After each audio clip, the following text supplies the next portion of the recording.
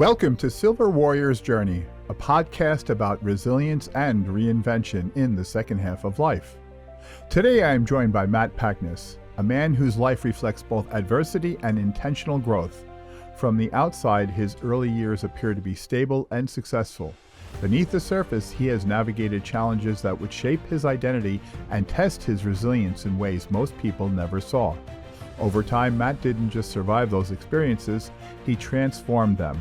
He is now a leader, mentor, and author, international traveler, and speaker. And here he explores the principles that helped him move from internal struggle to grounded strength. This conversation isn't about labels, it's about what adversity builds, and how, over decades, that pressure can turn into purpose. Let's begin. My good friend, Matt Paknis. Matt, I'm so thankful that you're here and part of the show today. So welcome, please welcome. Thanks, Bernie. It's great to be here. And I think the audience will probably appreciate how we ended up being here again after first meeting, I think in 1976 in drafting class with Mr. Terrell in Madison, New Jersey, Madison High School, where you had your pictures up on the board every week because of your incredible finger dexterity, I think, which helped you become an excellent bass player. Yes. They're correlated. Yes. But I think it's fun to reminisce and talk about how we reacquainted, because we reestablished our relationship about 250 miles away from Madison, New Jersey, up in the south coast of Massachusetts, where we went in 2005 to the orientation for our children, right, at Old Rochester Regional High School. And they were both, I think, in sixth grade, and they were going into seventh grade. And they were had that regional meeting, and I looked across the room and I saw a guy that was the biggest guy in the room, other than me, was about the same size. And I said, "Who?" I said, "He gave me a vibe," and it's natural, Bernie, right? You're as I am. I'm about 50 pounds heavier than I was in high school. Some of it's intentional from playing football, and you were a little bit larger too than you were. Yes, yeah, and some of mine is not intentional necessarily. You know, more indulgent related than intentional. But I said, man, that guy, he's giving me a vibe. So then the next day, we're in Blockbuster, and I had my two daughters with me, and one of them is the same age as your son, and then he had a friend with him. Yes. And I looked at you again. I said, man, that looks like Bernie Tiger. But I didn't say anything, which is so unlike my personality, because I was with my daughters. And they would have given me the wrath of my daughters all the way home had I reached out to you while you were with your sons. You know, they would have been embarrassed. So I said, I can't say hi to them, but I'll figure this out. And then when I got home, I received an email from you that night, and it said, "Hey, Matt, I'm not sure you remember me." And I go, "Bernie, I thought that was you. My God!" And then we, I think, agreed to get together for either breakfast or lunch.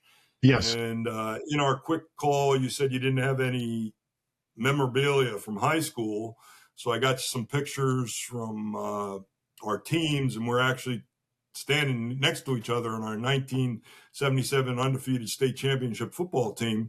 Yes. When I might add, I used your helmet during one game against Summit, who was an arch rival, and I cracked my helmet, and I had like a headache. Two of the largest heads in the on the team. Only two guys, you and John Dagan, had heads my size, and so you had a brand new bike helmet, and it had a bladder. It was wonderful, and I just remember you coming over and being so encouraging and supportive and helpful, and let me wear your helmet. And I got to tell you, it was like putting on a custom shoe. It was just so comfortable. And I was lighting guys up with that helmet. You're not supposed to block with your head. Yeah, except for with that helmet. Part of your body, and all this CTE stuff wasn't out yet. Knock on wood. I think I'm okay so far. Outside, we're going to get into that a little bit. But now we got together for lunch, right? And feel like if you want to interject, you can. But I brought the thing. Yep. You shared your horrific story with me that, you disappeared after the season. None of us knew where you went. Yes. And I guess your dad had died the previous year, 2 years earlier, and 2 years earlier, yes. and you were encouraged. Someone encouraged you to go out for the team, to be a part of a team. Actually, no one encouraged me. Actually, that was more of that was one of my early resilience tests, where it was to do something that no one, would have thought me possible to do at the time, considering all that I had. And it was another way of trying to connect or to get myself involved with a group of people, a group of kids, because I didn't know anyone in the high school at the time. So it was a great way to get myself kind of. That's a tough call. It was brutal. Especially those 10-40s. It was, I remember. Yep. Especially guys brutal. Like us, right? So we're not built for that. We had to ride. We're not built. Rest in between each full equipment. And, it was that Jersey humidity in 90, 95, close to 100-degree weather. But the funniest thing was you had to start, the first one had to be run in 2 minutes. And then each successive lap had to be run 5 seconds faster. And if you didn't make them, you had to run them again the next day with the guys who didn't make it, which was we were quite a few. and the last one had to be run in 70 seconds. So you and I were both, well over 220, I think, by that time in our lives, between 210, 220, we were 15-year-olds, but we're running with guys that were like 160. Yep. And I'm like, man, I got to get in better shape. These guys are killing me. And I was like, well, they're like a third of my size. That finally dawned on me about 40 years later. I was like, no wonder I couldn't go as fast as it was. And so it was not meant to be ever. Never meant to be. I get to college and it's like, thank God I just never have to run Green Bays again. So I get the workout format for the summer before my sophomore year. Green Bays.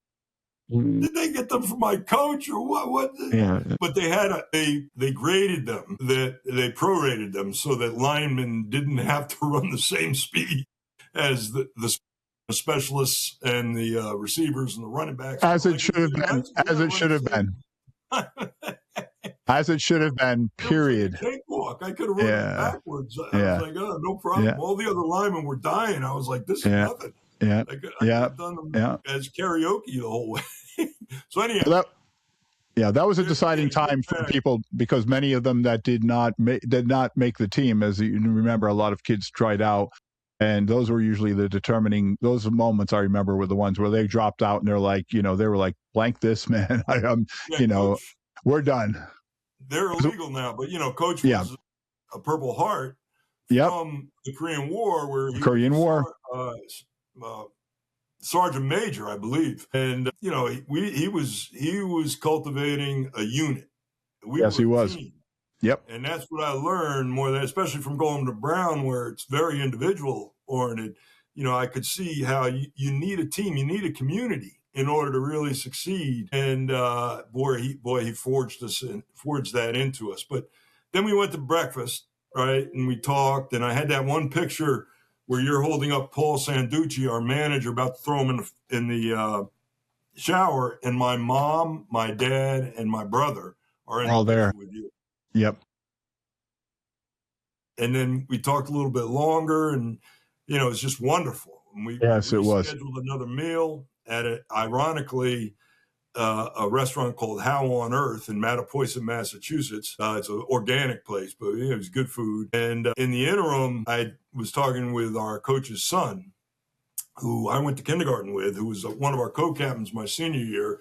Yes. And who also, led us in our senior year after fulfilling the role of our quarterback. My junior and sophomore year, went to Michigan on a full scholarship with both linebackers.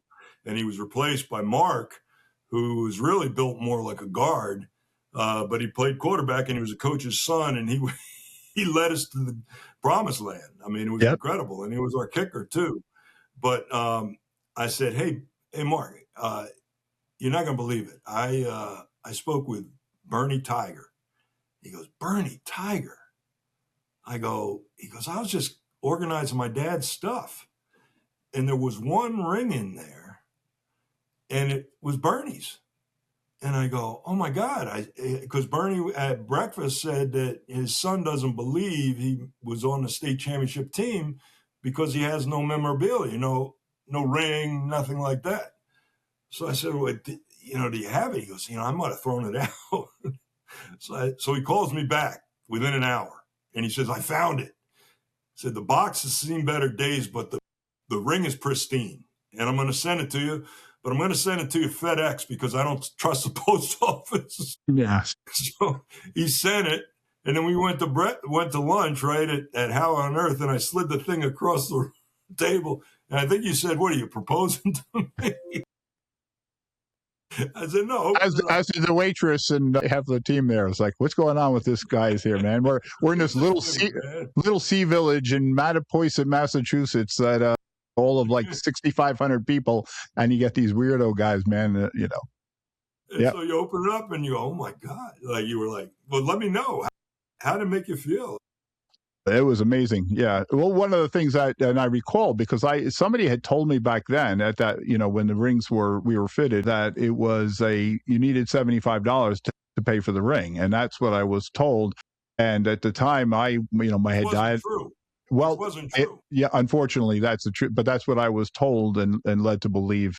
Dad had died a couple of years later, so my family was slowly disintegrating, and it was $75 was not in the radar for me. I did not have that resource, at that age, and I did not have a family. You moved. Yes. You just didn't show up to the celebration because you didn't want to be embarrassed. It was. I think it was a combination of both. That was some years back. I don't think it was so much didn't want to be part of it and not having the ring. No, actually it was. That's right, because I remember that. No, I was still in Madison, and it was because I did not get a ring, then I did. Obviously it was ridiculous to think I'd be part of that. Yeah, but so that wasn't the case. I mean, you were misled. Which I know that. The problem, years later. And it leads us down the false path. Yeah. Yeah. I still have that ring. Sits on my studio monitor on my in my digital studio part there. It still sits right next to the monitor. I know that night I called you because you showed it to Michael. Yes. And then you said, well, it's his ring now. Yes, it is. It is. It is. And he'll pay that forward, I'm hoping, one day.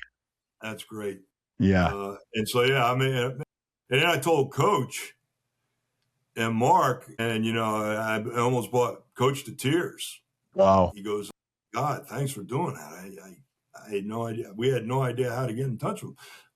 My memory was a little foggy because sophomore year we weren't in any similar classes. We were just on the team together. Right. So it seemed to me like you had disappeared after the season, but you did actually move, right? Yes. That's when the family was uprooted and moved out of the area, moved out of the state. So and that's definitely. That was right after. Yes, yeah, and that's definitely another story for itself. Absolutely, but yes, that was when everything was starting to implode. Pretty catastrophically within the family system itself, and hence the reason I went to play football was so that I could find a connection and find a purpose, find my voice, find my purpose, find a connection to others, because of the pain was so great at that time. It was the only thing that I thought that would be to do it. And then when I realized I'm on this incredible team of individuals who played together years before I was on the team, and Pop Warner leagues and so on. Unfortunately, I was over the weight limit to play the little. Yeah, but you guys, there was a connection with the team. Those guys they were regimented. Yeah, that was all set. A lot of the best public high schools in the country are that way, and that's being destroyed by these junior colleges, Catholic junior colleges, or just these private high schools that recruit kids. I'm not sure we'd have the team that we had. No, not in today. Age. Yeah, all the stars aligned for that moment in time, and I'm grateful. Unbelievable. Yeah, very grateful for it. Yeah, scholarships over those 3 years. Yep. And it was, and as I said, high school, Group 2, smallest, second largest smallest group high school in New Jersey. Yeah. And we were ranked consecutively after that sophomore year where we were together. We were third. Junior year we were second, and senior year we were first. Yep. Number one team in the state. The only time a Group 2 school has ever won the Star Ledger Trophy, naming Madison High School naming Madison High School the top high school football team in the state. It was amazing. Yeah, it was. So, yeah, there's glory days, no question. Yeah. But I actually turned it into a career, and that'll bring me up, that can sort of, and actually, Coach had created these incredible posters when he was alive, and Wow. Mark actually forwarded it to me.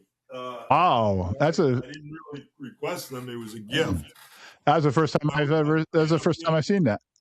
I ended up being the only 3-year starter for Coach that never lost a game. And I think there weren't a lot of 3-year starters, but I was definitely the only 3-year starter that never lost the game. And I was definitely the only 3-year starter whose mom died and was buried the day before a state championship game our senior year, and then had to take SATs 2 days later. Yeah. So being a part of that team was an incredible form of resiliency and source of resiliency for me. And we're going to get into that. Yes, we are. I'm going to update you on what I've done. I ended up, after those SATs,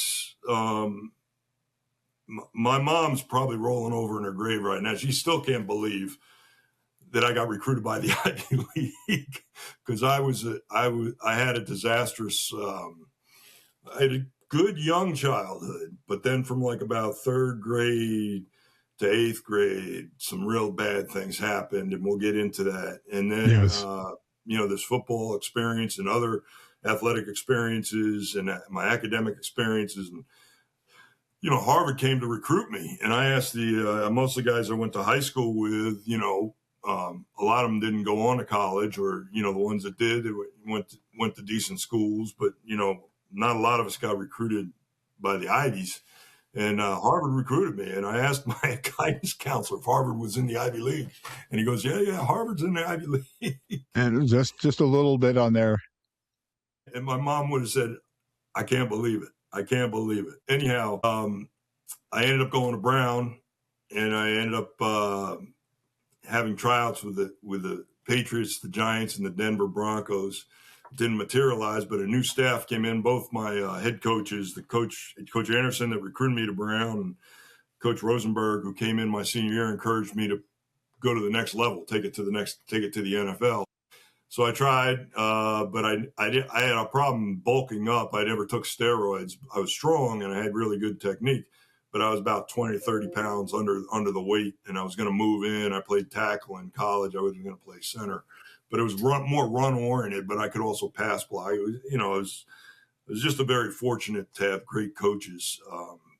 But anyhow, I studied organization behavior economics in my own architecture curriculum at Brown. And then I coached at Brown. I was offered a coaching job, and I just absolutely loved it. I coached a couple of guys that had played next to me the previous year, and I coached the freshman offensive lineman for a couple of years. And then I got a graduate assistantship at Penn State, which I didn't really enjoy that much. Yes. I never saw anything, but, those kids were always around. And that's one of my greatest professional regrets, is just not being more aware. I was 24, 25, and I think I had cognitive dissonance. There were incidents that happened when I look back on, I said, I should have followed up. And, I feel very guilty about that. Well, you didn't know what you didn't know. Later, the crisis hit with Sandusky, and I ran the offense against him. Yeah, every day in practice. So wow. And those kids were around. Yes, they were. But after that, I coached at URI for a couple of years as head sub-varsity coach and the assistant offensive line coach, and I got my MBA there in international sports management. I started giving seminars to at-risk kids like I was, and to help them use sports and community and teams and relationships, mentors, to help them transcend real difficult childhoods. And corporations were doing these programs at the Whispering Pines Conference Center, and they had two. They had the Environmental Education Center, and then they had the Whispering Pines Conference Center. And I mean, it was a T in the road. One went to one of the resources, which was really like a environmental education center with rooms and dorms and everything. The other one was a very nice retreat center that had been just a really nice, was owned by the guy who founded Citicorp. Alton Jones. Wow. And it was one of his major retreat centers. And he entertained people. He entertained Eisenhower there. There were pictures of Eisenhower on the lake fishing with him while he was in office. Couldn't sleep on the facility though, because it was the beginning of the Cold War. So he had to sleep on a destroyer off the coast of off property. Yep, off the ground. Driven in. Anyhow, corporations were really interested in team building. And so like Bank of America, there are several companies, General Dynamics, that had presence in either Rhode Island or Southern Massachusetts, came down and wanted to do team building. And they said, Matt, would you be interested in that? I said, yeah, that'd be great. And so those people started asking me, what else do you do? And I sort of just turned it into a business. And then I got actually hired by MetLife to be an internal management consultant. And I did that for about 6 years and got certified in a bunch of really good things. And at the same time, Brown approached me, and my faculty advisor at Brown, Barrett Hazeltine, approached me to see if we could put together a certificate program in the practice of management. A lot of the local businesses were asking Brown why they didn't have a business school. And so this was like a 50-hour certificate program in the practice of management. We ran for 12 years, and we had about 2,500 participants. Were certified. And a lot of those people, that's how my business sort of flourished. A lot of those people asked me to come in-house because they got to work with me firsthand and to see if they could either address or build, better management development programs, address current concerns, bullying, hostility. A big reason I went in was to make sure that the management practices that they were performing were in compliance with state and federal laws so they wouldn't get sued. Yes. Particularly if a manager wasn't treating people well. Correct. And so I was basically hired, ironically, because ultimately I got sued by one of my clients for sharing the truth, for trying to expose, to try to keep a place safe. But I'll get into that. And so I did that. Actually, I finished my MBA. I worked for 10 years internally, but at the same time, I was doing using all my vacation days to do these team building programs. And then I would schedule after work to work with small clients or owners of small businesses to help them change their cultures, to help them thrive or address particular issues. And so by 2003, I stepped out on my own with the assistance of two major clients, EMC, who's now Dell. They were purchasing Dell. They're a major Dell. Big organization now. Data storage organization. And they sent me all over the world. Ultimately, I started out as a faculty member of them. I think I was one of 50. And then there was one other gentleman, and I ended up taking on most of those classes. And they sent me, I saw the world, my family saw the world, thanks to EMC. And then the other big one was General Dynamics. They were shut down almost. They had 900 people on site when they asked me to come down right after 9/11. Yes. And they said, that we built 28 nuclear submarines under Reagan, and then we finished one under Clinton after the wall came down in Berlin. And we assumed that the, world peace we were blessed. And then 9/11, everyone agreed that nuclear submarines are probably our most sophisticated defense mechanism. So I brought them from like 900 people. It was like people didn't want to look at me because anyone new that came on site was usually there to cut people. So everyone's heads were down, but I helped bring them from about 900 people up to about 6,000. And then I was replaced by Korn Ferry. But by that time, I'd worked in both organizations almost as an outsourced employee, along with 3 or 4 others, including like Hasbro, I mentioned Bank of America. There was some other insurance companies that I worked with. It was all over the spectrum. And high-end manufacturing. My niche was getting in and working with very technical employees, whether they were scientists, doctors, engineers, and determining from that group who had to assess their product knowledge and their technical knowledge, but also figure out who in that group could also influence other people or like to influence other people so they could become managers of that group. Yes. And in that process, I spent a lot of time with a huge variety of organizations. I ended up working maybe 50 different organizations a year, but I had like 5 to 10 that I was almost like an outsourced employee, and I traveled the world. It was really a fascinating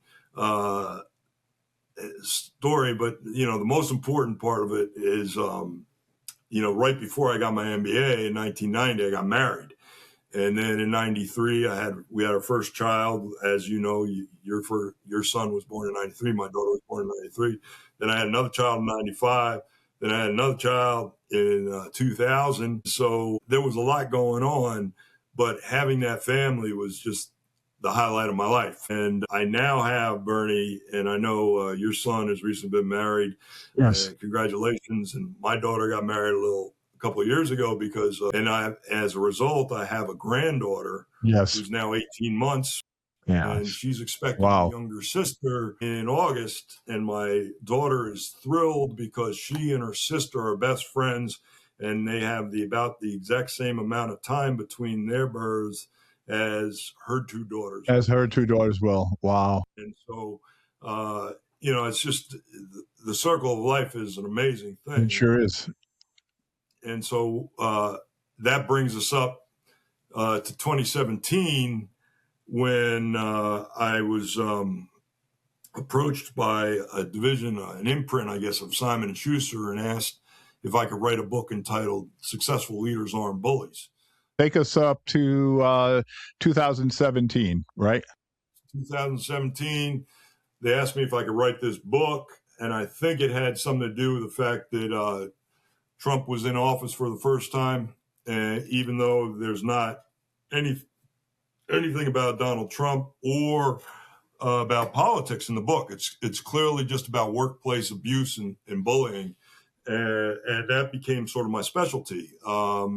I would be, when I was interviewing candidates for jobs, or else I was working with groups to address specific issues, they would often share with me very troubling, horrific stories about really bad behaviors. And usually I was hired as a consultant by some pretty decent people, and I would elevate it to them, and then we would address the issue. It was like a fixer, and there would be no retaliation, no retribution. And that's really why I stuck on with these companies for so long, was because, I was doing good work for them. I think,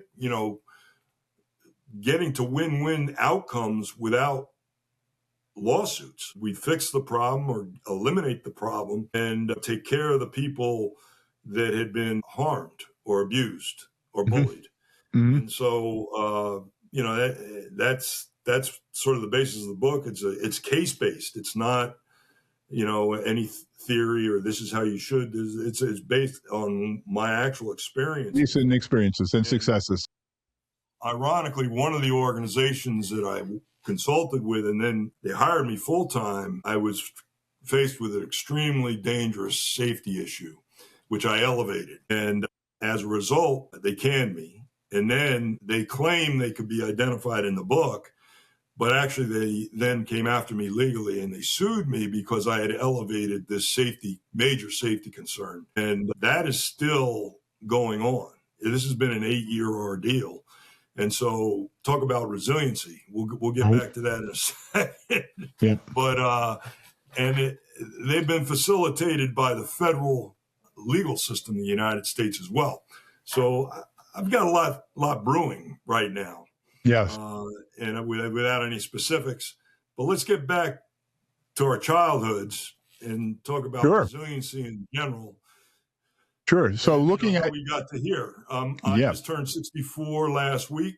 Happy birthday! Congratulations, and happy birthday! Right, the fact that we get you got another day is the gift itself, and if it culminates into a year, wow, crap, we're really doing well. Well, like you and I had talked and shared, Kaiser Permanente and the Center for Disease Control came up with this ACEs quiz. Yes, 10 factors that they determine really affect the well-being and health. I guess it started out, they were trying to figure out what caused obesity in our society, and they interviewed, as many obese people as they could. And it turned out they had one common factor, and it was sexual abuse as a child. And then it was these other 9 factors were very commonly repeated amongst these very, very heavy people, and whose bodies just went awry. Yes. Due to being so stressed, overstressed in their lives. So if you had experienced 6 or more of these ACEs, acute adverse childhood Where experiences, is it? Yep. you shouldn't make it to 60. And I had experienced 8. And so I'm here 64. I'm in decent shape. I'm pretty good cholesterol. All that stuff is in pretty good shape. I work out. Physically, I'm okay. Mentally, I'm okay. I can finally sleep better. Emotionally, I'm in pretty good shape. Good. That always hasn't been the case. But what are the factors that have allowed that to happen for me to outlive the life expectancy of by 4 years, at least so far? And hopefully it's going to be a lot more. I think it will. So let's go back. Sure. And I don't Sure. know if you want to share your story first, Sure. and then Oh, I'll share a little yeah. bit about my background. We're going to focus a bit on you because I have some other videos out there that goes a little bit more in depth about some of my background, but really and one of the questions I'm curious to ask is that, what did people see in you what do you think that they saw in you when you were struggling in some of these issues? Because, and I can preface myself at that time having, when my dad died, the family really just imploded almost instantly because the two powerhouses of the family dynamics was my grandfather, and he died, and then 3 months later my father died, and then it was just a kind of a collapse. And how old were you, Bernie? I was 11. Yeah. So those factors, yeah, no, it. So the question I'm asking you right now, and I'm kind of prefacing myself a little bit, is like, what did I think people saw in me? I think that looking at it from this perspective at 63, going to be 64, I'm not too far behind you. That it was. You're a failure, or you are an outlier, or you were this, you were toxic. If you have a death in the family. Yeah. You were you weren't normal. You were no longer a normal child. So, like yourself, I did have a good childhood up until, until he died. Well, until he got sick. He struggled for 3 years with cancer. They gave him 6 months, and he lived for 3 years. So, and I think innately he knew something was wrong because they never told him they were going to give him 6 months. They shared that with the family, and I didn't learn that until years later. But I think he knew internally that something was totally wrong because he changed everything. I've never seen an overnight paradigm shift like that with everything that he did in his life. To this day. And I believe that I credit him having those 3 years because of that. But those 3 years were really challenged because he was really not checked in. He was trying to survive. He was trying to live and survive. And unfortunately, as a result of what cancer does to us, he became withdrawn from the family. So really, when he got sick is where I kind of lost my fulcrum, because he was mine. So, but my thoughts and my question to you too is what you think people saw in you, at the time when you were struggling with those adverse challenges that you were dealing with.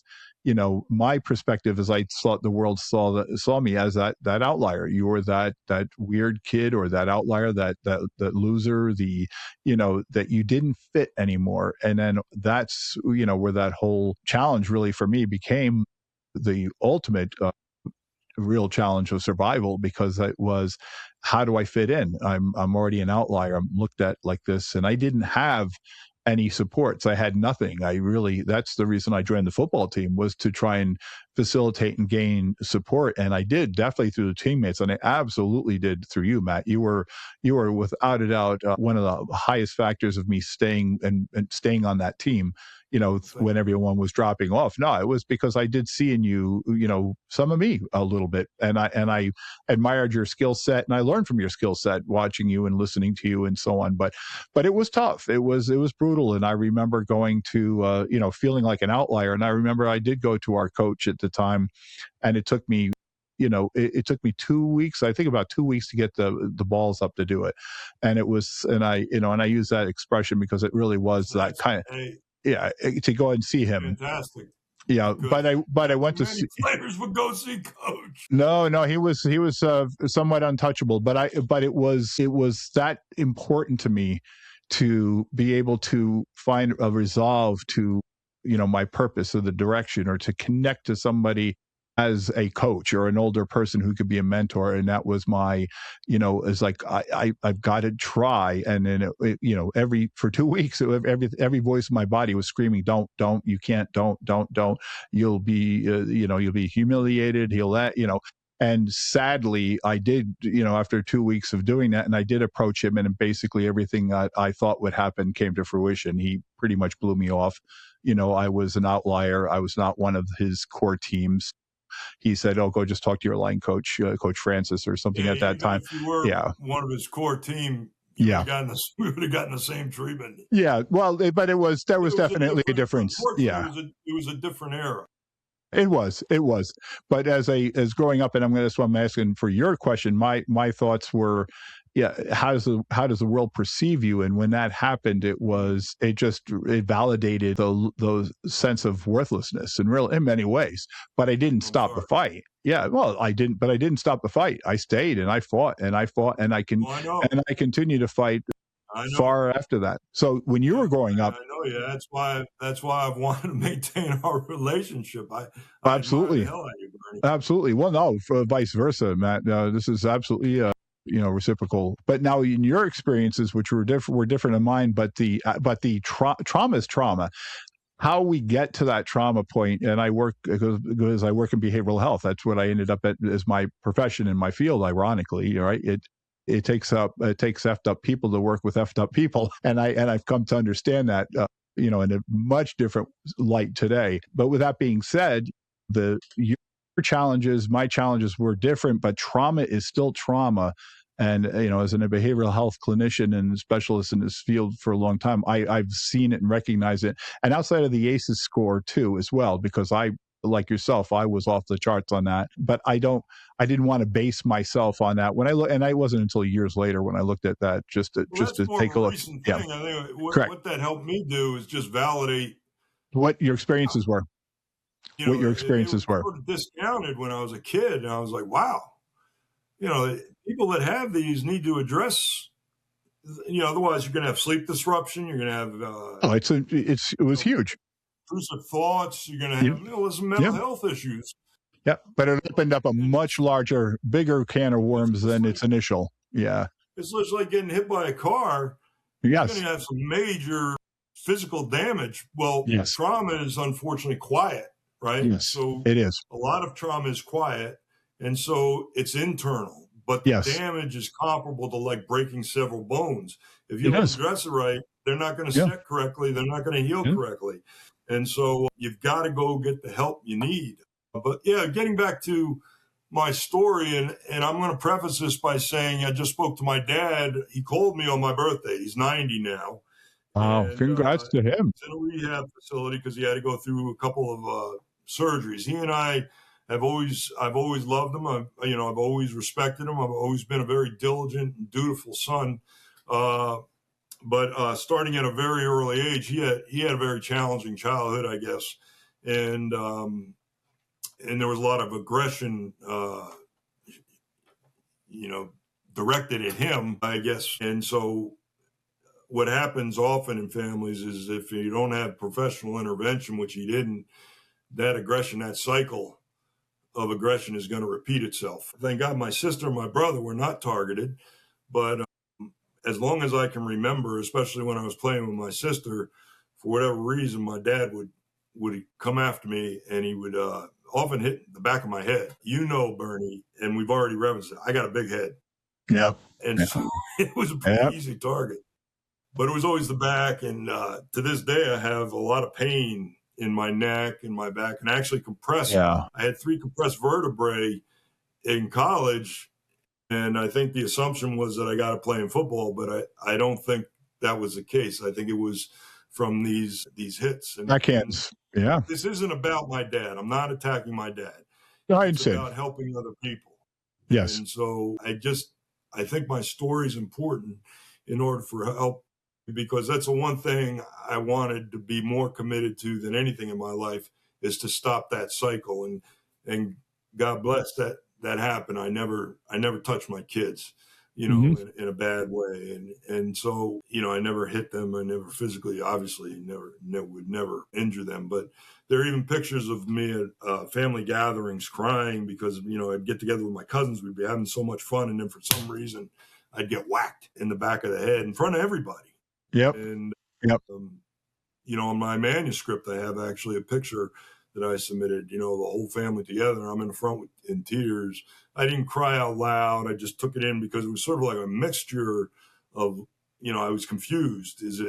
I think this guy said, my mom says he loves me, but, So you equate, well, it's very conditioning, right? You equate pain to, that's what love is, right? And or many you're abusive. drawn to maybe people that aren't going to be good to you, uh, but you're confused. You're not sure why, Yes. so you really confuse you. So, um, my mom's illness, when I was in third grade, I went to the doctors with her, with my brother and sister. My sister was 4 years older than me. My brother was 5 years younger than me.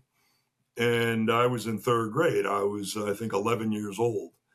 And the doctor looked at her. He was an older doctor. I can't remember his name, maybe Spivak, I'm not sure. But she had a mole on her back that was looked like Long Island. It was misshaped and it was miscolored. It was right at her flank, right at the base of her rib cage. And he said to her out loud, he goes, in front of us, he said, "Wow, that mole looks concerning. If that's what I think it is, it's melanoma. And if that's melanoma, you probably have about 6 months to live." And my mom's like, "What?" She just started crying. Because she started crying, we all started crying. Yeah. Wow. None of us really knew the magnitude of what he had just said. So Wow. she went to a specialist, and in fact, it was. And not only was it melanoma, but it was in her lymph system. And so that's a stage 4 cancer Yep. Yep. at 36 years old with 3 young children when I was 9. And the stress that had been induced by my just not being sure when I was safe or where I was safe in the house around my dad amplified. And as how often happens in those scenarios, she ended up having to go, and she had radical surgery to try to remove as much of her illness. The prognosis at the time for someone with stage 4 melanoma was 5 months. And so we were prepared and preparing for her to die. And I was, going into 4th grade. And before that, I was a really good student. I was well liked by the kids, and clearly no one knew about, I didn't really think my dad's treatment towards me was wrong. Because I wasn't privy to other families. I just, I knew it made me sad. And I knew, I was also a very anxious kid. I wondered why, I would pull my hair out and Hmm. do things like that. Hmm. And, Yeah. had some ruminations. But I was Wow. like, why I can't figure out why I'm doing this. And I would, I'd be sort of immobilized, but in retrospect, it was all because of that situation. So that my mom's illness and her ultimate death, which was 8 years later when I was a senior in high school, and I referenced it earlier, was the third worst thing probably that happened to me as a kid. I think probably the beatings that I received were probably the worst from my dad, because I think Freud said the most important thing a child needs is the protection of a father. And so, Fundamental. I was confused. Now, fortunately, I had 2 grandfathers that treated me very well, and I spent considerable amount of time with. And so I had these other resources.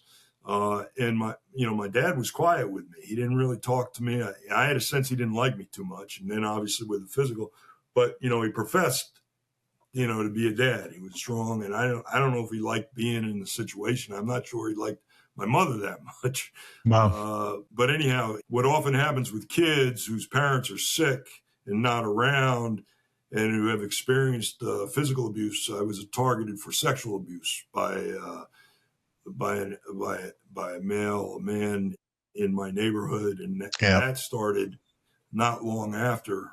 And I actually had built a tree fort with my grandfather, my dad's dad, and it was like my safe haven, my safe place. And that ended up being the place that I got assaulted. And so around that time, 4th grade, 5th grade, I went into shell. My appearance to everybody else at school, I was friendly, I was always big, I was always very athletic.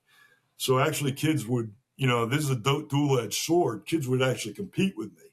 Sure. And so I was more like, rather than embraced and loved, and which happened in high school when we got a little older, more mature, people didn't really know how to deal with me because I was the size of their dads in many cases, and maybe stronger than the dads. And, but I was gentle. I wasn't a mean kid. Gentle giants.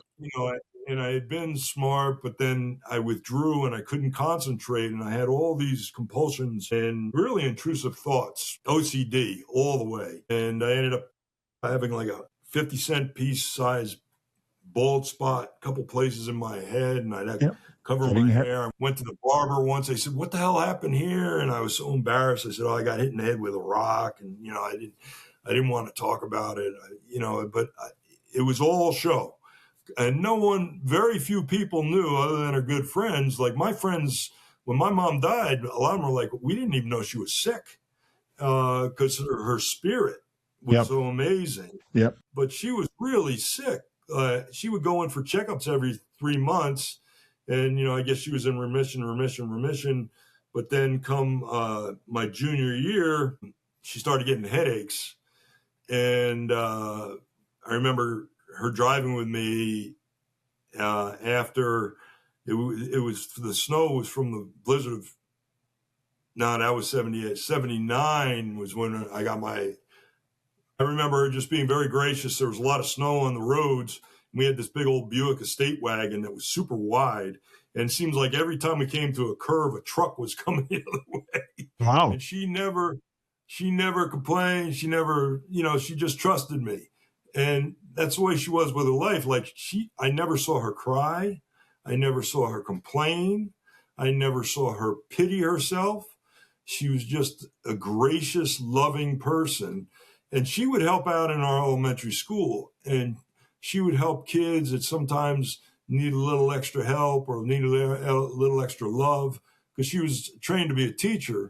So those kids loved me as like a default because my mom treated them so extension. well. Yeah, the extension. So I was always given a lot of welcomeness and support at school, even though I was scared to death to go because of these other things. I was afraid to go outside the house. And that led to between like 4th or 5th grade and 7th grade, 8th grade, a lot of truancy, almost not one moment of peace while I was awake because my mind was just racing with all these crazy, intrusive thoughts. And then I had to pair them up with a good thought. And if I was moving at the same time that I had the bad thought, I'd have to make a movement again, repeat the movement with a good thought. And it was all this, and that's how my life, but no one, like I wouldn't let it on. Like I tried to keep it very private. But my mom finally, she caught on. She's a mom, right? She goes, this kid's suffering. And she got me some help. And I went to see a counselor when I was 7th grade, and I had a growth spurt, and I started wrestling in 8th grade. Yes. And I was undefeated during my first 2 seasons. Wow. It was just sort of natural. And but my dad asked me if I wanted to wrestle him. He said I could be a good wrestler. He still outweighed me by about 50 pounds. And I took it to him, because wrestling's you got to know the moves. It's a move. It's all moves and speed. Stronger than you. You have the moves and you can do it. You can take them down. I just had a lot of fun, showing him what wrestling was all about. Wow. And I said, "Do you want to keep wrestling?" He said, "No, I'm good." And from that point on, he never came near me. Yeah. And basically about the same time, I was about in 7th or 8th grade, I did the same thing to the guy who was sexually assaulting me. And I threatened to kill him if he ever touched me again. And those 2 events were very empowering for me. And again, those 2 things were probably worse than my mom's illness and her death. Yeah. And anyhow, I was seeing a counselor now. And, I felt very stupid because I couldn't concentrate. My grades plummeted. I was having a hard time going to school because I was afraid to leave the house. My mom was lenient on me because she was ill. She didn't have this, strength to, come and get me. I had some real horrific, I'm not going to get into them, but experiences with my father that no child should have to go through. But I will have to say, after two of those incidents, I was the first time I returned to school after my mom, I came home, we had gotten a new puppy, and there was an ambulance at the house. My grandparents' house, car was at the house. And I go, wow, this is strange, because I went home for lunch every day to walk the dog. And so I walked in, my dad was there, and he worked in Newark. And I was like, wow, this is really strange. And my dad just handed me the leash, said, go walk the dog. So I walked the dog. And as I'm walking the dog, my mom was taken out of the house on a gurney, put in an ambulance, and she wanted to make sure the ambulance didn't pass me, but it passed me on the road. And I saw her eyes, and I could read in her eyes she was basically saying goodbye. Wow. Wow. And I think she may have been hemorrhaging. And I'm not sure why she was hemorrhaging, but I have my own beliefs and opinions about that. So that's why, so I went back. I was pretty shaken. And my grandmother, God bless her, had made me a ham sandwich. She always made us ham sandwiches, and I wasn't a big ham fan. And I wasn't trying to be a spoiled kid or anything. I usually make myself a peanut butter sandwich. Yeah. And as soon as I said that, whap, back of my head, and it flew into the table with so much force it broke my nose. Jesus. And so I just ran back to school, and I was upset. And no one did anything. No one approached me. There was no teacher who came up to me and said, you okay? And I was like, wow. And so then I went back that day, and my dad said, go tell our neighbors. We're supposed to go to a party that night. My parents were supposed to go to a party. Said, go tell our neighbors, Ms. Lassiter, who was the mom of my best friend and my neighbor, that we're not making the party. And I was like, oh, I can't do that. I go, can't you just call her on the phone? He goes, you want to have what happened to that again? And I'm like, oh, shit. So I ran up the stairs over there, and she saw me come in, and she was a nurse. And at the point, I was in third or fourth grade. I'm a young guy, but I was taller than her. She was a real petite woman. But she embraced me, and she gave me a hug, and she said, it'll be okay. I just broke down. Wow. And I said, wow, this is God. God sent her. My friend said, man, I wish she did that more with me. She was rough. Like my dad was with me. She was rough on my buddy. But boy, she was there at the right moment. And then another time I tried to stay home. My dad actually stayed home from work to make sure I got to school, and he pounced on me, and it was not good. So I got to school, and I was all flustered. And our gym teacher, who really liked me, because again, I was a big kid, but I was athletic. He came, he treated me so gentle and so concerned, Mr. And those two things stuck with me. It was like, wow, if people are in a bad place, other people could really do things that save them, that make them feel good. I was comforted in both cases. So you can imagine, I was just a mess for like 3 years, but I was a big kid. I had a big voice. I looked healthy. No one would know that I was crumbling inside, and except, very, very perceptive or bright people.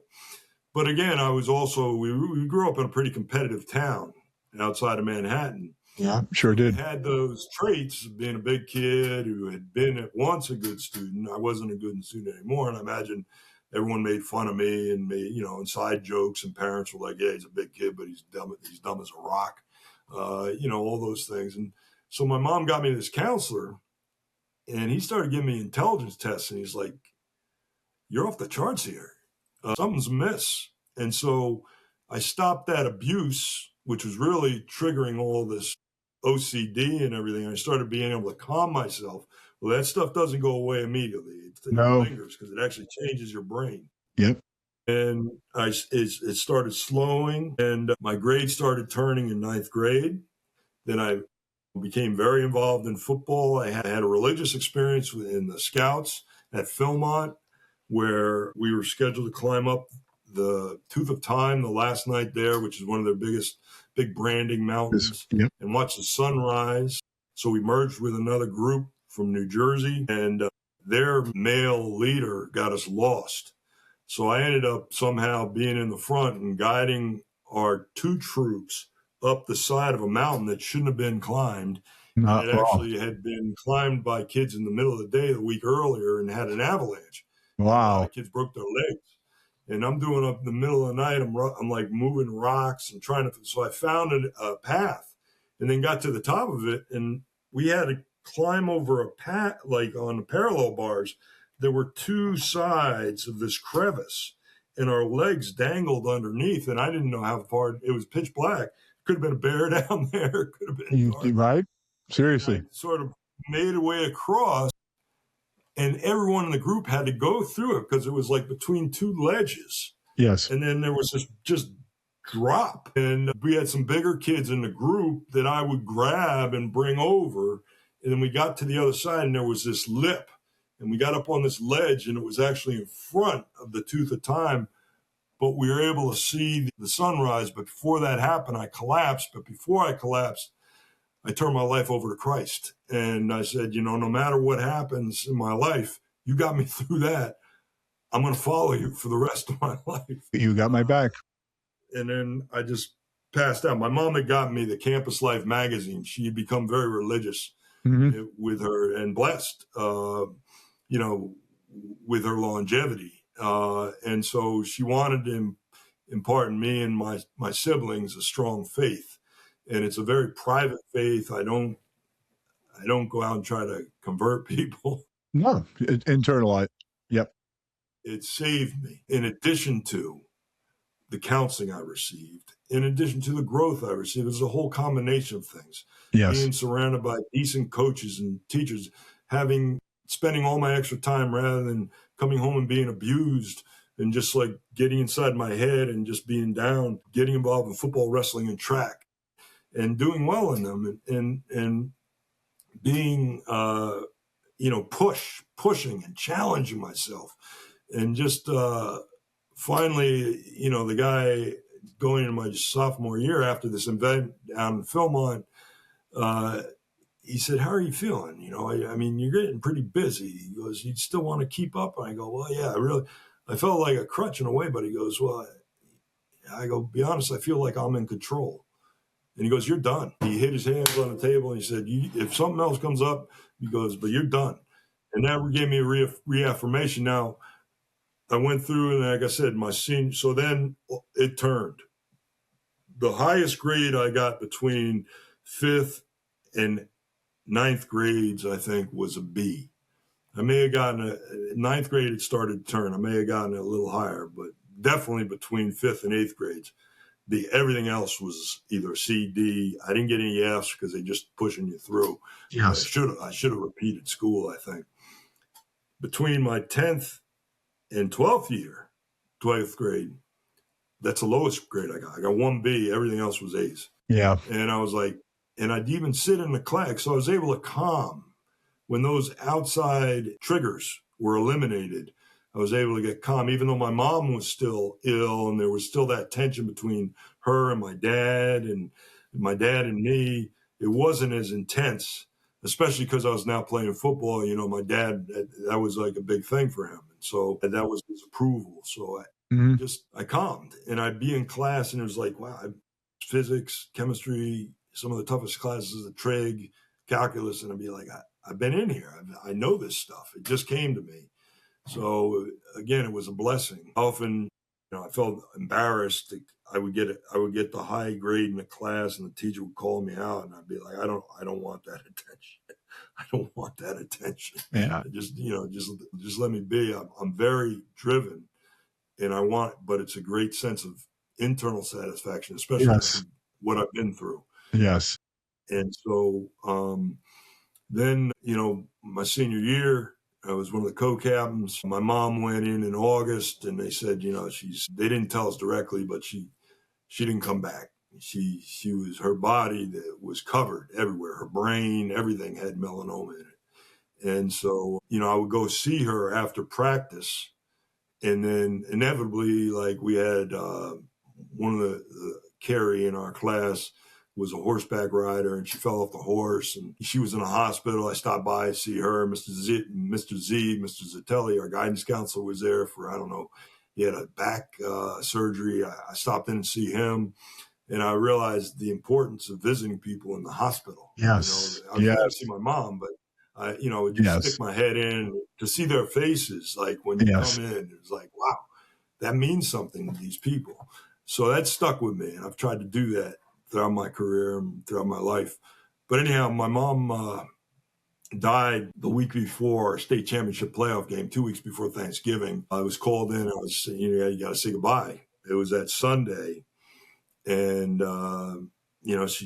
she kept on repeating, I was a good boy. I was good. I was good. And I apologized to her for causing her any problems that might have, all related to this craziness that was going in my life. But, I also thanked her for being my guardian angel, basically. And then wow, she was, in and out. She was so highly drugged, but she didn't die until my sister got there. My sister lived in Wyoming. Yeah. And my sister got there, and my mom died 5 minutes later after my sister. Wow. So I wasn't there. I was at home. They came home. And then I called the school the next day and said, hey, can I still go to practice even if I don't go to school? Because there was a rule. If you don't go to school. No school, no football. Yeah. Your situation's a little different, Matt. You can go to practice. And so I went to practice, and then coach asked the team he asked me in front of the team if it'd be okay if they came to the wake and to the funeral. So the wake was 2 days before the state championship game. The funeral, my mom was buried the day before. She was buried on Friday. She died on the 13th, Tuesday, the 13th of November, 1979. She was buried on the 16th. We played Orange on the 17th, and they were led by Sammy Seal, the fastest kid in New Jersey, who ended up playing 12 years in the NFL. And, he single-handedly in the first – we were the first time in our 33-game win streak that we were behind at half, and it was because of him. But we came back. We made our adjustments. By that time, I was playing offense and defense, and we held them, and we won. And then the next day, we took the SATs. Like I said, my SAT scores and the grades, they attracted the best schools in the country. Oh, amazing. It was like, it was phenomenal. And then we had Thanksgiving, and we actually went out for Thanksgiving. You always had Thanksgiving at home, but we went to a restaurant, and I was like, wow, this is different. Mm-hmm.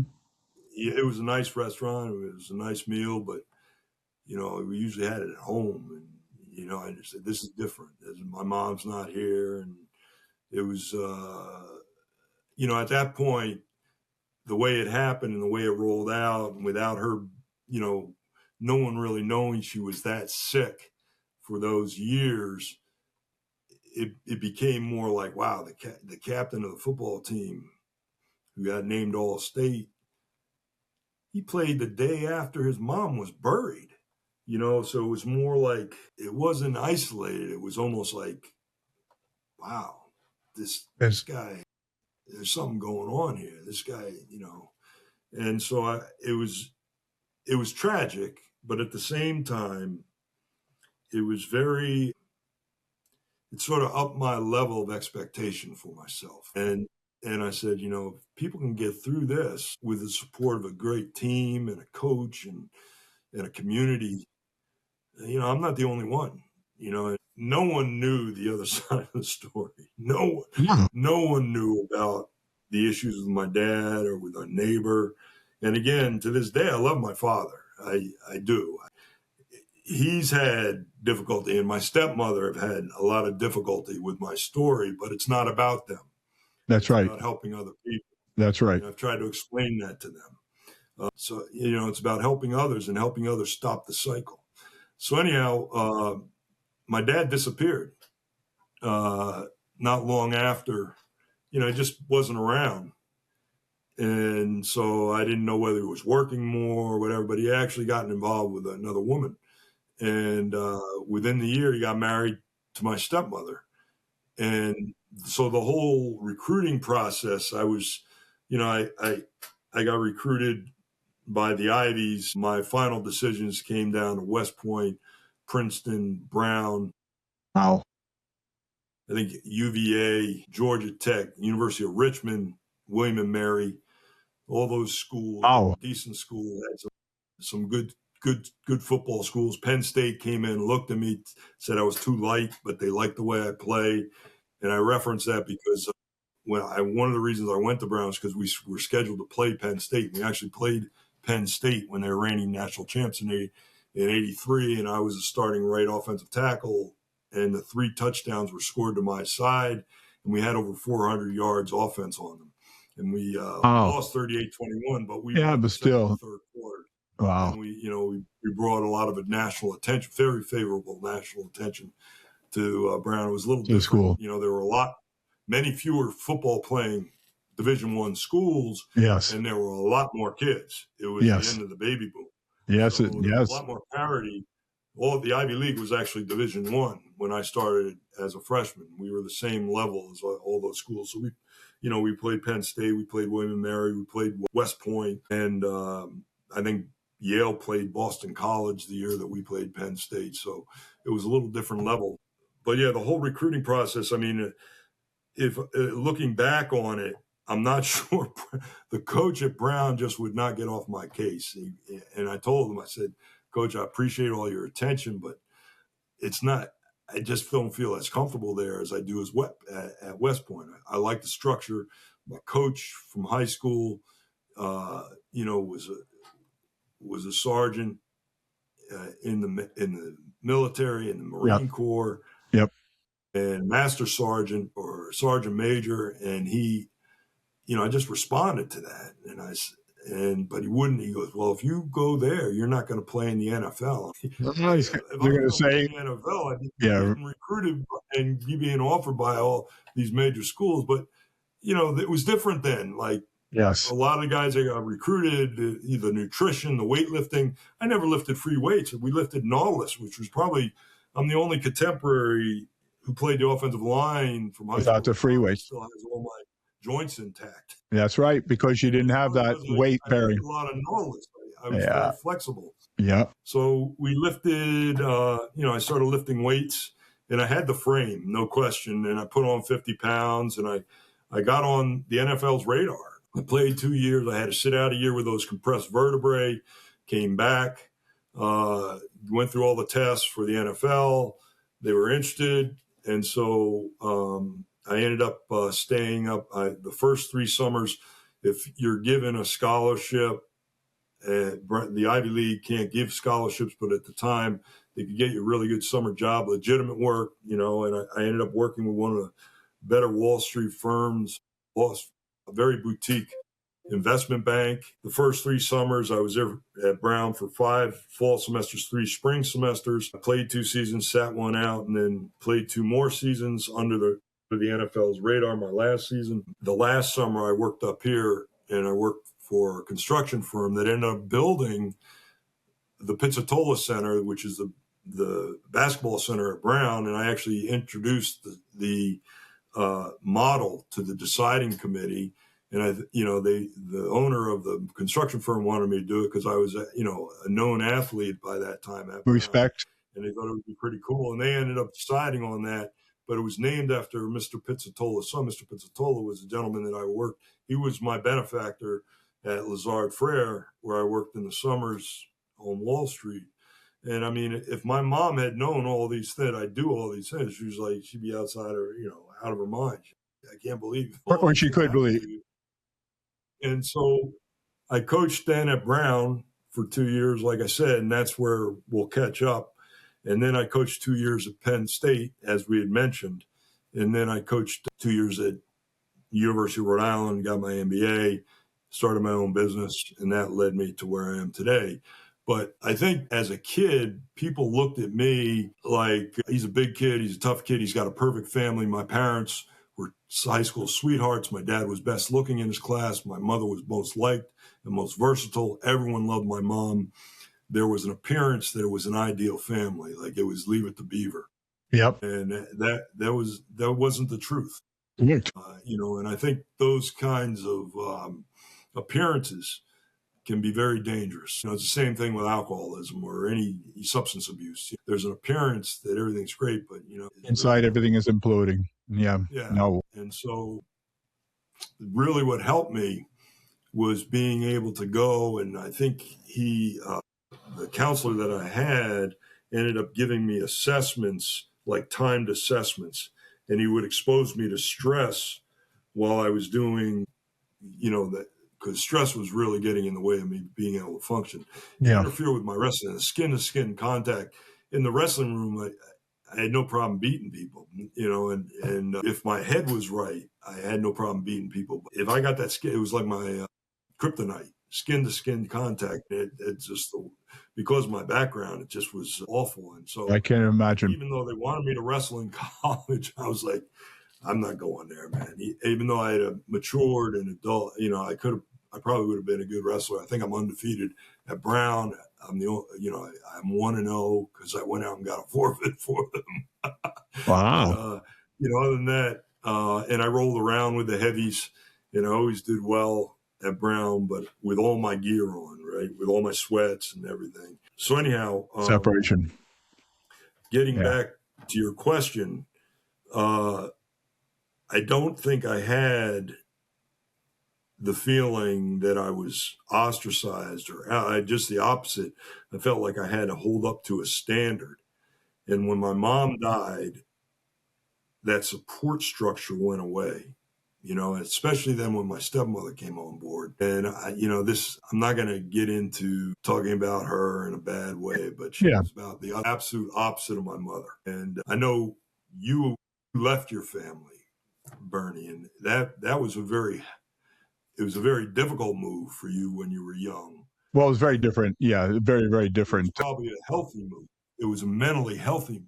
Well, not necessarily at the time, because it was a mechanism, and it wasn't. It was actually my stepfather who just did not. He wanted to marry my mother, did not want the other children. He did not want 3 kids. He just wanted my mother. And at the end of the day, it was when I was, 17. It was, this is a guy who I don't want to deal with because he's going to confront me. And I was confrontational, not in a negative way, but in a defensive way, and in a resistant way, because I was so confused about all of the implosions that were happening in the family at the time. So, I was basically locked out of the house at 17. I was thrown out of the house. And my mother did not, and my mother, well, it's all history right now, but my mother was not there as my defending, my defense. She was not there. She was. Well, that's what happened when my mom died. She wasn't really my defender anymore. She didn't have to be. I was my own defender. Yeah, but you had some skill having that, and I think that's a big question that we'll kind of get ready to wrap up. But I think the big question, because we want to continue this, because this is really a powerful story, and this is so many different elements to break apart here and discuss. Because looking at people who are still struggling at 50 plus, and I'm 63, and I have definitely come to terms with this, some many years ago. But I will say that there are times where it still comes back and haunts me, because I did not have the full capacity of being able to fix that broken piece of this, like what was wrong with me, for many years. We have other people, right? Yeah, it's easier for 2 or more people to lift a weight. That's right. So that's right. With people that have these problems, isolate themselves, and then or they try to medicate themselves. Yeah. Well, mine was a combination. Mine was a combination of both, because I didn't have anyone. It was like you went from a 17-year-old kid homeless on the street, and then you had to figure everything else out on your own. And that's really what my life journey was. There wasn't a mentor. There wasn't a person, one single person. There was a person I met in the Salvation Army when I was 17, staying in the Salvation Army. That was a much older gentleman, had a lot of his own issues, but he saw something in me to believe in myself that kind of questioned me to start thinking about, like, if everyone else in the world could do it, why can't I do it? And that was the beginning of my resilience, but it was internalized because I did not have that external community or resources or family or mentor or coaches or any of that, And I think people going into their, they're much older that struggle to this day with some of their challenges. This is some of the things to understand. And I think the biggest piece to it is that it's not your fault what happened. And I think you always look, I know I do for myself, looking back, like, what did I do that created that I think a lot of times abusers and bullies are narcissists. Big time. Yeah. You, and they're going to make you feel like it's big time. Big time. And then when you didn't know that I'm hitting you, it's your fault that I'm beating you. Exactly. It's your fault. You're locked out. Based on what you just said, Bern, there are three factors. The Werner couple, they went to the island of Kauai because it's a closed population. And they said, it's extremely high rates of suicide, alcoholism, and poverty here, right? But there are kids that get out and live fulfilled lives. Well, there's a correlation. Yep. And one was they didn't have a sibling born within 2 years of their birth. For whatever reason, those first 2 years, and that carries over to the animal population, like apes. If there's a baby born within, like, I think they have a 5-year gestation cycle. If it's born within that 5 years, the first baby doesn't make it. And so having first 2 years of nurturing is important, but don't feel bad. You just need one of these three. If you do have a Irish twin or regular twin, doesn't mean you're gone. The next was having unique talent or skill that unveils itself at an early age that makes you feel like you stand out. And I think both of us were big guys. Yes. And you just naturally in a town that was football loving, that's what gave you attention. But in addition to that, you had a tremendous capacity with your finger dexterity, but also with your mental acuity. And I think you were much more internally, emotionally aware of what was happening and maybe more mature than I was. Well, I'm not 100% sure on that, actually. But survival does change your perception on it. And like you mentioned, having those in that, I'm familiar with that study. Please. Finish. Was having someone that takes a sincere, earnest concern in your well-being and where you're going. Having a mentor, someone and I've been blessed with that. You have. Those people throughout my life. Even when I was a kid, I call them silver linings, internal or external. Yes. Internally, figuring out with that counselor how I could shift down in my gears and focus, regardless of the stress around me. Yes. Allowed me to freedom to academically perform. And then, you know how you feel on your birthday? Like, I said, man, if I could sort of redirect this, not so I feel like every day's my birthday, but every day you feel like I'm sort of special. Yeah. Energy. When you're abused a lot, you don't feel that way. No, listen. That was another internal. Yes. That was another. And then going through the crises, it actually sort of gave me a freedom and said, life is short. I've been through these things. I'm not going to get worked up. All my friends get worked up, or even they create problems. I'm like, I'm not going to do that. Yeah. I'm just going to chill. Yeah. The more peace I have, the better.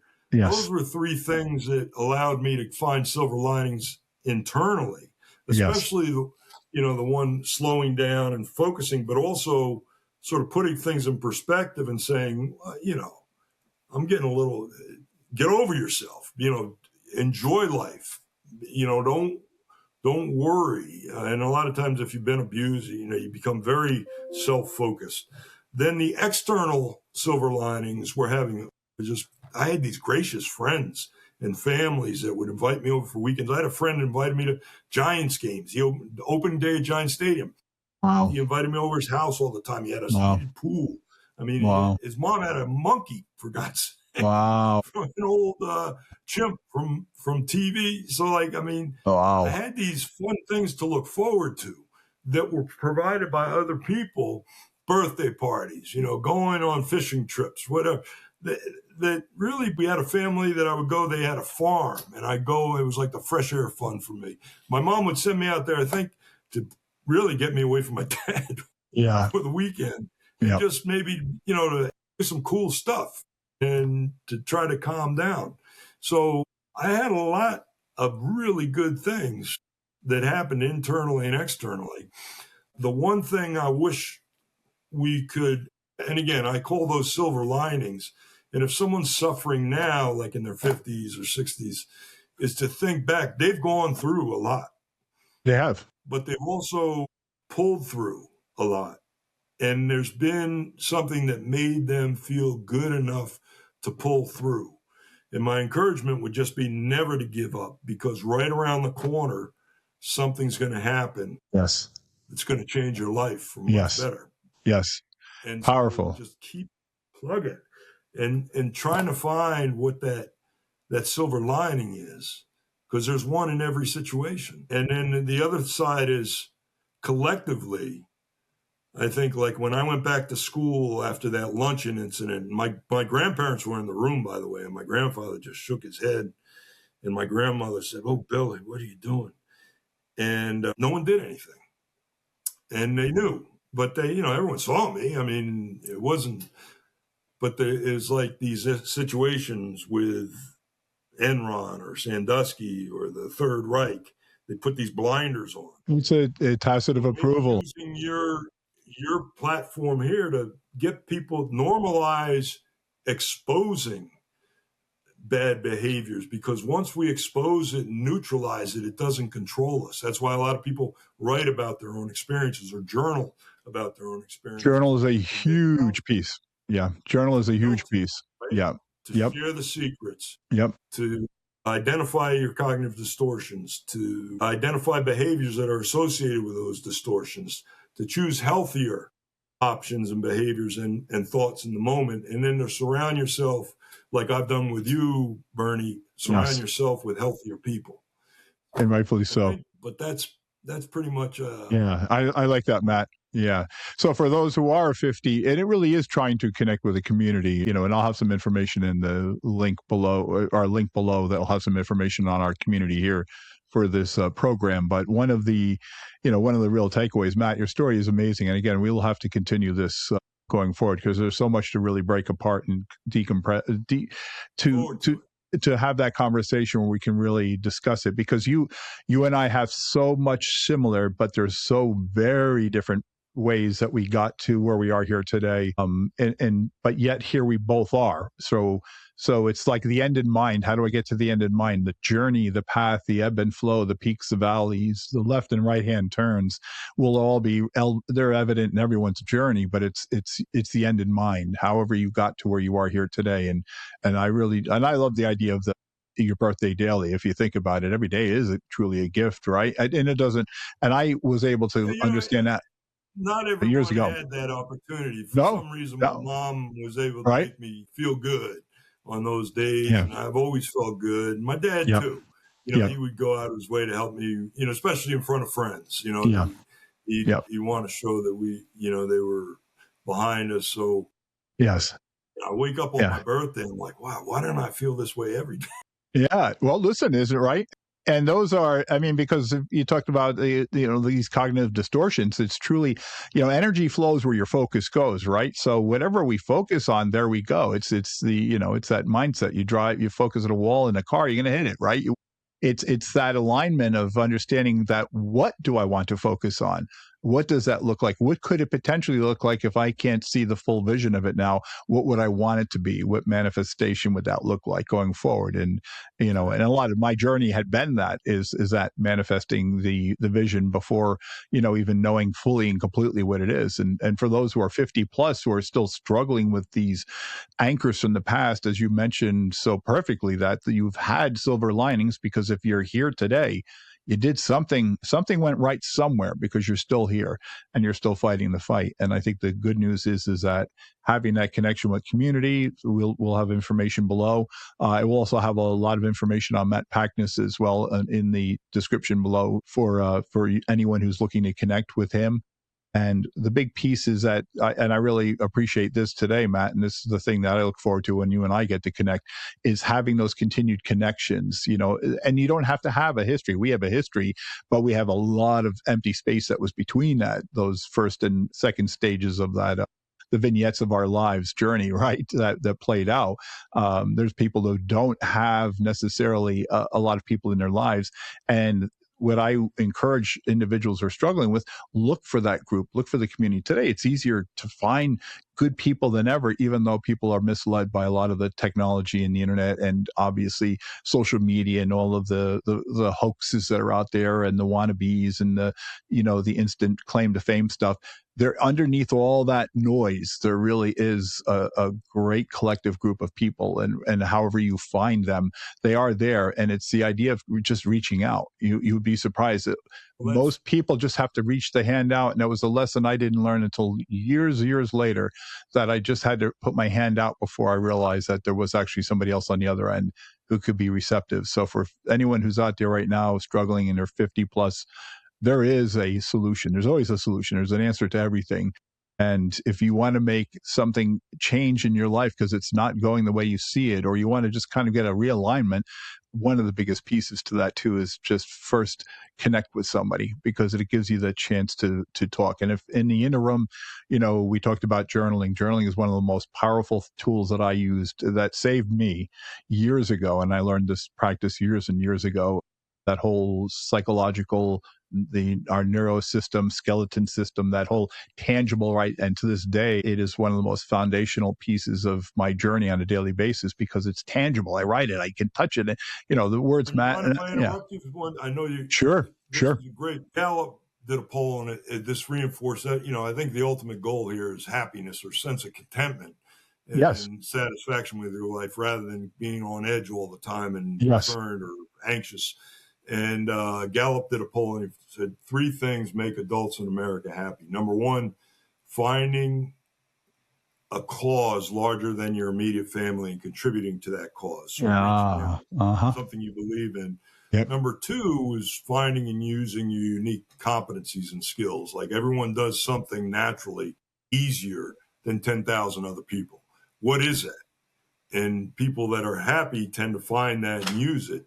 Yes. And the third one, though, is right in touch with what we were saying makes someone resilient, is making a significant, meaningful difference in at least one other person's life. So if you want to help yourself, like you're saying, help someone else, reach out, help someone else, pay forward. Also, you're helping yourself in that process. Yeah, it is. Yeah, and I heard that from John Glenn, and this is just an aside. I was born on the day that he orbited. John Glenn was in the orbit. Gave him an honorary degree, so I went over, and one of my good friends said, "Hey, come on, let's go get your picture with him." And I told John Glenn I was born on the same day as he was in orbit. He orbited the Earth, and he said, "Now I feel like an old bastard." Then he gave me a hug, and we spoke for like 20 minutes. Wow, that's amazing. That's amazing. And I'm a big space guy like you are. So, yes, it was very cool. But that resonated with me because I think mentoring and being mentored and mentoring with really good, sincere people and licensed counselors as well. Yes. Really, really important. Yes, it is. And understand that each role has a different perspective and a dynamic that they play in someone's life. A licensed clinician has a particular role for skill sets that they've acquired and been able to do it. But a life experience has and I will have to argue this and I do it often in my field, is that I think has even sometimes more value because they may have developed greater skills than the educational piece. And they've had the lived experience piece to it. So it's like the been there, done that. And I also know what worked and I also know what didn't work. And these are the tools and skill sets. But the Gallup poll is absolutely the point that brings this all home, is that finding a purpose for yourself, using that unique talent. And you're right, every one of us has unique talents, and being able to pay that forward. And as you pay that forward, we teach and learn simultaneously. And that piece of paying that forward is the legacy. That's the legacy of your day, not your life, not the end, the day, your journey on a daily basis. We leave legacies every single moment in our lives. And those are the points that really make the difference in someone else's. And you may never know it. I've impacted, and I'll finish up the show in a second. There was somebody reached out to me on LinkedIn, my God, from it was, now it's going to be almost 30 years. And it was something I worked with him. It was when I was getting into behavioral health early on. And it was something I did with him all that years back that changed his life. And I had no idea. I had no idea that I had that kind of an impact on him, even back when I was struggling. And here I'm trying to help others while I was struggling. And he reached out to me on LinkedIn a while back, and he was sharing on that. He said, like, I can't believe I found you. And I wanted to tell you that thing. And we've all had those moments. You make a significant difference in someone's lives. And I was just fortunate enough to hear from this guy. Most people, you're making a difference in someone's life today, and you may never know that for the rest of your life. What's that? How to make it feel? It was incredible, because it was the knowing that I was doing the right thing back then, and then seeing that, manifest. But I actually reversed it back to him, and I said, I did nothing. I just provided you a guidance map. You had to take the map and use it. You had to walk. You had to do the work. You had to do the study. You had to do the journey. It was your journey you had to deal with. All I did was give you a map opportunity with it, and everything else was on you. And so it was the truth, right? I mean, it really is. That's the seeds that we plant, and I couldn't finish watering it, but somehow it got watered, right? But with all that being said, Matt, this is incredible. We definitely have to revisit this. There's a lot of pieces in here to break down. But for those struggling still out there, 50 plus, please know that it really is. You have it within you. The fact that you're still here today. If you want to reach out to Matt or myself, please leave a comment in our comment board below, and we will. Yeah. There's absolutely. And if you're hearing us for this podcast right now, there's a reason for that too, as well. There are, I'm of the mindset from a spiritual standpoint, there are no coincidences. We connect in our journey for a reason. And part of that reason is to learn from each other, but also, as Matt alluded to earlier, is to pay forward what we have in ours. So, Matt, I am so honored to have this opportunity with you here today. Pleasure, Bernie. I'm looking forward to our next session and his opportunities, and we'll get into a lot more of the specific skills that you had mentioned when you were younger and your counselor had taught you, and some of the skills that you developed yourself as you refine, not just from Brown University in your certificate program, but early on, those skills that you developed because you found certain ways to be able to make that work for you. There's not one silver bullet, I don't think. No. It's a combination. It's counseling, it's eating, it's sleeping. It's counseling, it's meds. Yep. There's a whole lot of things that go in to getting to a place where you're good, but you're not alone. It's not your fault. Thank you for saying that. It's always possible, and it's never too late. Yeah. Thank you, Matt. That is powerful words. All right. Well, folks, thank you so much for taking the time for hopefully enjoying our podcast. Again, we'd love to hear from you. Love to hear the comments below. And I'm looking forward to our next podcast with Matt and continuing on this story and continuing on the opportunity to pay forward to others like yourself that may have those little struggles going on right now and help you realign your life. Matt, thank you once again. And I'll look forward to speaking with you soon.